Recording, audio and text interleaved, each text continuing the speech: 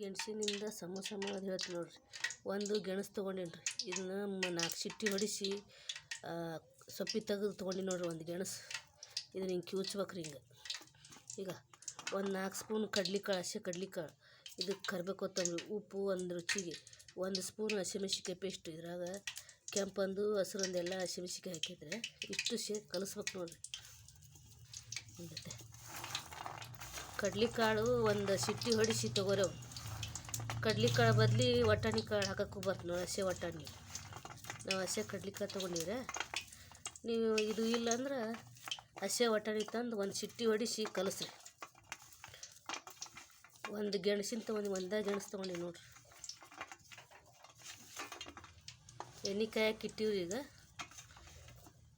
ಗೆಣಸಿನಿಂದ ಸಮೋಸ ಮಾಡೋದು.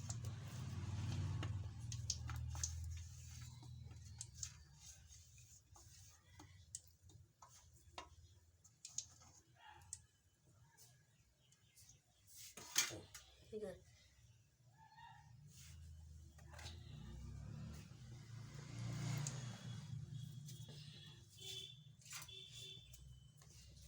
ಈಗ 1 ಕಪ್ಪು ಗೋಧಿ ಹಿಟ್ಟು ತೊಗೊಂಡು ಅದಕ್ಕೆ 1 ಸ್ಪೂನ್ ರವೆ, 1 ಸ್ಪೂನು ಕಾದೆಣ್ಣೆ ಹಾಕಿರಿ, ಉಪ್ಪು ಹಾಕಿರಿ, ಹಾಕಿ ಮಾಡಿವಿ ನೋಡ್ರಿ.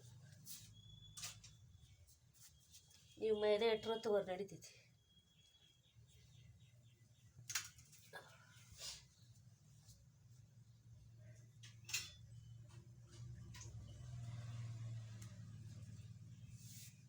ನಾವು ಗೋಧಿ ಹಿಟ್ಟು ತೊಗೊಂಡಿವ್ರೆ.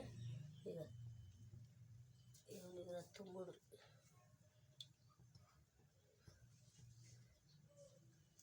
ಸ್ವಲ್ಪ ನೀರು ಹಚ್ಬೇಕು, ಕುಂದ್ರಂಗಿಲ್ಲ ಅದು ಪಟ್ಟಿ.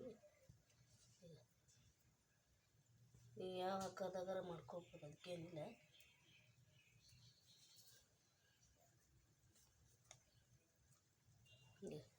ಹಿಂಗತ್ತೆ ತುಂಬ್ಕೊಬೇಕು ನೋಡ್ರಿ. ಗೆಣಸಿನ ಸಮೋಸ ಈಗ ಹಾಕ್ತೀನಿ ನೋಡಿ. ಎಣ್ಣೆ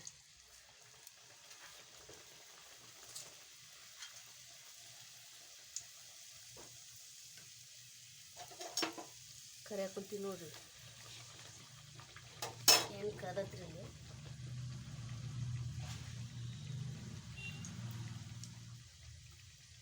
ಇನ್ನೊಂದು ತುಂಬ್ತೀವಿ ನೋಡ್ರಿ. ಸಮೋಸ ಹೆಂಗೆ ತುಂಬ್ಕೊತೀವಿ ಹಂಗತೆ ತುಂಬಕ್ರಿ.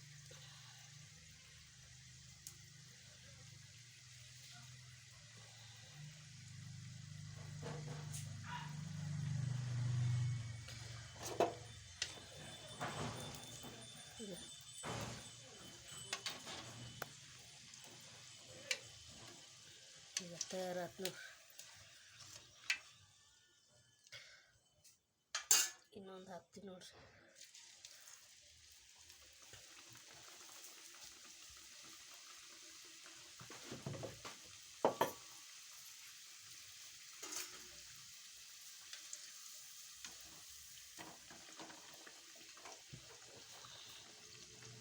ಗೆಣಸಿನಿಂದ ಸಮೋಸ ಮಾಡುವುದು. ಹಂಗಾದ್ರೆ ಮೊದಲು ಒಂದಿಸಿ ಮೆಣಸಿನ್ಕಾಯಿನ ಒಗಿಬೇಕು. ಅವು ಅಲ್ಲೇ ಹಾಕ ಅಬಿಸ್.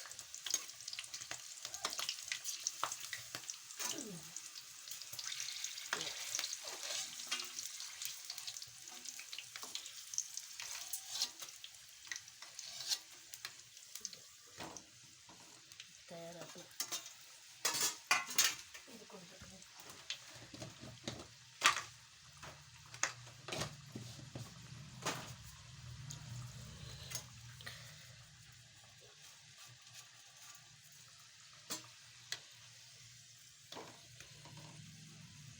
ತಯಾರಾತು ನೋಡ್ರಿ. ಇದು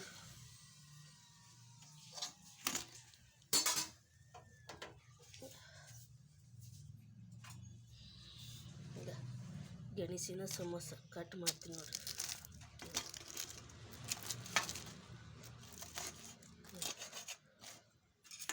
ಇದೆ ಮಸ್ತಾಗ್ಯಾವ ನೋಡ್ರಿ.